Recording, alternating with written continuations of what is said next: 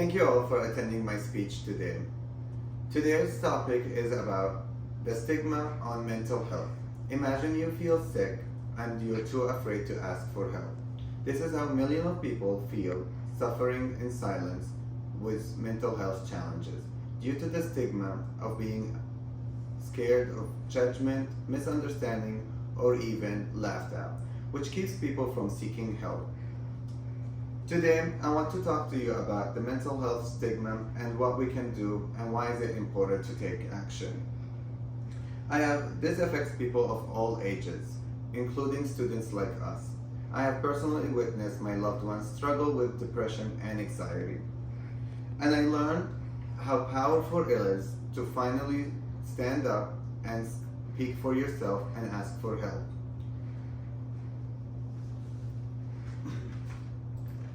We are going to talk about three main points today. How big is the problem, what we can do about it, and what our world could look like if we all took action. Mental health is more common than we think. According to the National Alliance of Mental Health Illness, or NAMI, 1 in 5 US adults suffers from mental health condition every year. And 17% of kids between the age 6 to 17 deal with a mental health condition every year. Why? Because of the stigma around mental health. Almost half of those people don't seek treatments. The negative beliefs around mental health people have might stop these people from seeking treatment. People might think someone who's suffering with depression is lazy, or someone who's suffering with anxiety is overreacting. These beliefs are completely wrong, and they're just stopping people from seeking the help they need.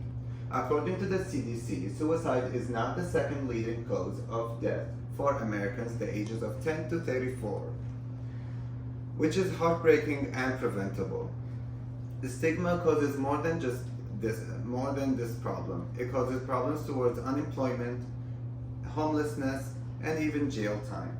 When people go untreated, they not only harm themselves, but also affect their families, schools, and hospitals. The CDC estimates mental health costs the US economy around $300 billion a year in hospital stays, lost work, and other costs. So what we can do about it? We can support organizations that already are doing a great job in spreading out mental awareness, such as NAMI. One of their powerful programs is called Ending the Silence, where trained volunteers go and share their own mental health stories with students to reduce fear and misunderstanding. By teaching people that mental health is common and treatable, NAMI helps change lives and change minds and save lives.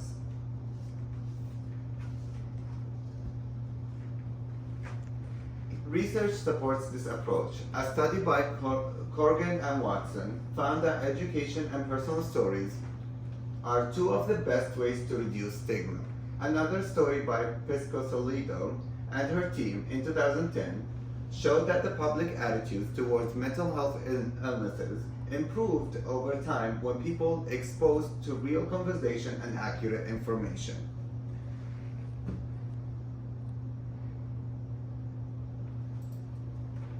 Imagine we don't do any action towards this matter. People will continue to suffer in silence. Families will not know how to help their loved ones. Kids and adults alike will always continue to feel alone, ashamed, and afraid to ask for help. We will keep losing people to suicide. Now imagine what can happen if we do take action. People will feel safe to ask for help. Schools will teach kids that mental health is just as important as physical health.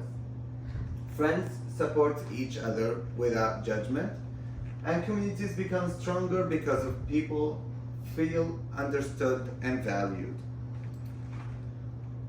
Let's go over what we have talked about. The problem is stigma keeps people from getting the help they need. The solution is supporting organizations such as NAMI. by simply just sharing that anything on your social media, or even just joining a walk by NAMI, or donating, or speaking to a loved one, checking on them. The future we can build are a more understanding world if we all do our part. Every act counts. What I'm asking you today, visit thenami.org and learn something new. Share a fact or a story that may make someone feel included and understood. Join a walk or donate, and start a conversation with a loved one. Mental health is not a weakness. It is a health condition, and just like any other conditions, it is treated with care and consideration and compassion and support. Ending stigma starts with us speaking up. Let us be the generation that is okay with not being okay. Thank you all for attending, and I encourage you to check on your loved ones and have a good rest of your day.